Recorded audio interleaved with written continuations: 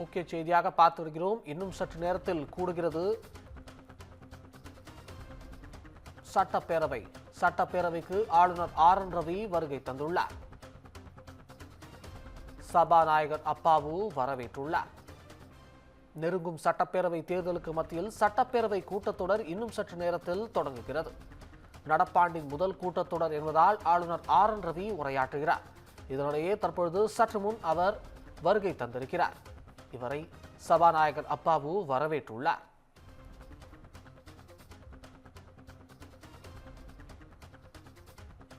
தமிழக சட்டப்பேரவை கூட்டத்தொடர் இன்னும் சற்று நேரத்தில் ஆரம்பிக்க உள்ள நிலையில் தற்பொழுது ஆளுநர் ஆர் என் ரவி வருகை தந்துள்ளார். சபாநாயகர் அப்பாவு அவரை வரவேற்றிருக்கிறார். நடப்பாண்டின் முதல் கூட்டத்தொடர் என்பதால் ஆளுநர் ஆர் என் ரவி உரையாற்ற உள்ளார்.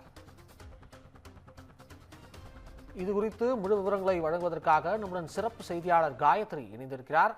வணக்கம் காயத்ரி, முழு விவரங்கள். வணக்கம் அபிஷேக். இன்னும் சற்று நேரத்தில் தமிழக சட்டப்பேரவையானது கூட்டத்தொடரானது தொடங்க உள்ள நிலையில் தற்பொழுது சட்டப்பேரவைக்கு தமிழக ஆளுநர் ஆர் என் ரவி வருகை தந்திருக்கிறார். அவரை தமிழக சபாநாயகர் அப்பாவு வரவேற்றும் காட்சிகளை நாம் பார்த்து வருகிறோம். குறிப்பாக ஆளுநர் வந்தபொழுது காவல்துறை அணிவகுப்பு மரியாதையானது ஆளுநருக்கு வழங்கப்பட்டது. தொடர்ந்து சபாநாயகர் அப்பாவு அவரை மரியாதையுடன் வரவேற்ற காட்சிகளை நாம் பார்த்து வருகிறோம். தொடர்ந்து முதலமைச்சரும் ஆளுநரை வரவேற்கும் காட்சிகளை நாம் பார்த்து வருகிறோம். இந்த நிலையில் இந்த ஆண்டிற்கான முதல் சட்டப்பேரவை கூட்டத்தொடரானது இன்று தொடங்கி சுமார் 4 நாட்கள் நடைபெறும் என்று தெரிவிக்கப்பட்டிருக்கிறது.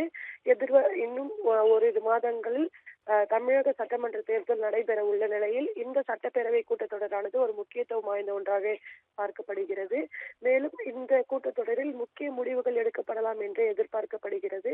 எனவே சட்டமன்ற கூட்டத்தொடரானது இன்னும் சற்று நேரத்தில் தொடங்க உள்ள நிலையில் தற்பொழுது வருகை தந்துள்ள ஆளுநர் இன்னும் சிறிது நேரத்தில் சட்டப்பேரவை வளாகத்தில் தன்னுடைய உரையை நிகழ்த்துவார் என்று எதிர்பார்க்கப்படுகிறது. இதன் பின்பாக இந்த கூட்டத்தொடரானது இன்று தொடங்கி அதன் பின்பாக 4 நாட்கள் நடைபெறும் என்று தெரிவிக்கப்பட்டிருக்கிறது. குறிப்பாக 2026ஆம் ஆண்டின் முதல் சட்டப்பேரவை கூட்டத்தொடரானது இன்றைய தினம் நடைபெறுகிறது என்பது குறிப்பிடத்தக்கது. தற்போது சட்டப்பேரவைக்கு வந்துள்ள ஆளுநருக்கு தமிழக முதலமைச்சர் மு.க. ஸ்டாலின் மரியாதை செலுத்தி வருகிறார். குறிப்பாக வணக்கம் வைத்து தன்னுடைய மரியாதையை முதலமைச்சர் ஆளுநருக்கு வழங்கி வரும் காட்சிகளை நாம் பார்த்து வருகிறோம். தொடர்ந்து இதன் பின்பாக சட்டப்பேரவை வளாகத்திற்கு வந்து ஆளுநர் தன்னுடைய உரையை நிகழ்த்துவார் என்று தெரிவிக்கப்பட்டிருக்கிறது. குறிப்பாக இன்றைய தினம் ஆளுநர் உரையுடன் சட்டப்பேரவை கூட்டத்தொடரானது முடியும் என்று எதிர்பார்க்கப்படுகிறது. அதன் பின்பாக இன்னும் 4 நாட்களானது இந்த சட்டப்பேரவை கூட்டத்தொடரானது நடக்கலாம் என்றும் எதிர்பார்க்கப்படுகிறது. எனவே தற்பொழுது தலைமை செயலகத்தில் உள்ள சட்டப்பேரவை வளாகத்திற்கு தமிழக ஆளுநர் ஆர் என் ரவி வருகை தந்திருக்கிறார். அபிஷேக்,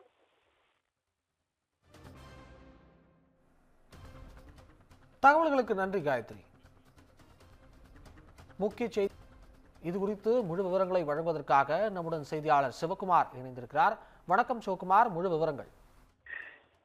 அதாவது ஒவ்வொரு ஆண்டும் தொடக்கத்துல சட்டமன்ற கூட்டத்தொடரானது நடைபெறுவது வழக்கம். இந்நிலையில இன்னைக்கு இந்த சட்டமன்ற கூட்டத்தொடரானது நடைபெறுது. கடந்த 3 வருடங்களுக்கு மேலாக சட்டமன்ற கூட்டத்தொடர்ல பங்கேற்றுக்கிட்ட தமிழக ஆளுநர் ஆர் என் ரவி என்ன பண்ணியிருந்தாருன்னா அந்த கூட்டத்தை புறக்கணிச்சிட்டு இருந்தாரு. எப்படின்னு பாத்தீங்கன்னா, எந்த ஒரு சட்டமன்ற கூட்டமும் நடைபெறதுக்கு முன்னாடி அந்த சட்டமன்ற கூட்டத்துல சட்டமன்றத்துல முதல்ல தேசிய கீதம் இசைக்கப்பட்டு அதன் பின்னர் பாத்தீங்கன்னா அந்த மாநிலத்தோட மொழி பாடல்கள் வாசிக்கப்படும். ஆனா இங்க தேசிய கீதத்தை பாடாம தமிழ் தாய் வாழ்த்தை மட்டுமே பாடிய ஒரு சூழ்நிலையில முதல் கட்டமா அந்த கூட்டத்தை புறக்கணிச்சு போனாரு. 2வது கூட்டத்துல கலைஞர், பெரியார் உள்ளிட்டவர்கள் மென்ஷன் பண்ணி கொடுத்திருந்த நேரத்துல அவர்களை வாசிக்க மறுத்ததோட இல்லாம இது சட்டப்பேரவை மாண்பு குலைக்குது அப்படிங்கிற மாதிரி சொல்லிட்டு அவங்க அந்த கூட்டத்தை புறக்கணிச்சிருந்தாங்க. தொடர்ச்சியாக இந்த மாதிரி 2-3 முறை புறக்கணித்திருந்த நிலையில இன்றைக்கு மீண்டும் இந்த சட்டமன்ற கூட்டத்தொடரானது நடைபெற இருக்குது. இதுல பாத்தீங்கன்னா தற்போது தமிழக முதல்வர் அவரை வரவேற்றிருக்கிறாரு.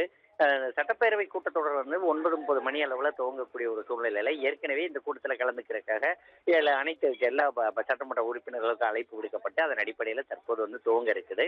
இந்த முறையாவது அதாவது தமிழ் தாய் வாழ்த்து தேசிய கீதம் பாடப்பட்ட பிறகு தமிழ் தாய் வாழ்த்து பாடப்படுமா அல்லது தமிழ் தாய் வாழ்த்து பாடப்பட்ட பிறகு தேசிய கீதம் பாடப்படுமா அப்படிங்கிற ஒரு குழப்பமான தற்போது நிலவிட்டு இருக்குது. ஏன்னா பொதுவாகவே தேசிய கீதத்துக்கு உண்டான மரியாதை கொடுத்த பிறகு மாநிலத்துக்கு உண்டான மரியாதைகள் கொடுக்கப்படணும் அப்படிங்கிறது நம்ம அரசியலமைப்பு சட்ட விதிகள் ஒண்ணு.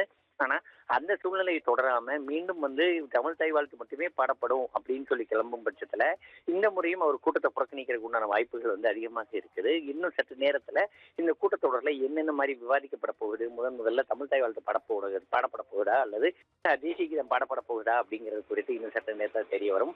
ஒருவேளை மறுபடியும் தேசிய கீதம் பாடப்படாம தமிழ் தாய் வாழ்த்து மட்டும் பாடப்பட்டோ அல்லது அந்த கொடுக்கப்பட்ட இதுல புறம்பான கருத்துக்கள் சில கருத்துக்கள் இருக்கும் பட்சத்துல அவர் மீண்டும் புறக்கணிப்பாரா அப்படிங்கிறது குறித்து இன்னும் சற்று நேரத்துல தெரிய வரும். ஏற்கனவே 3 முறை புறக்கணித்த நிலையில தற்போதாவது அந்த அதாவது இந்த திமுக ஆட்சியோட கிட்டத்தட்ட திமுக ஆட்சியோட இறுதி கட்டம் அப்படின்னு சொல்லலாம். நம்ம இன்னும் ஓரிரு மாதங்கள சட்டப்பேரவை தேர்தல் துவங்க இருக்குது.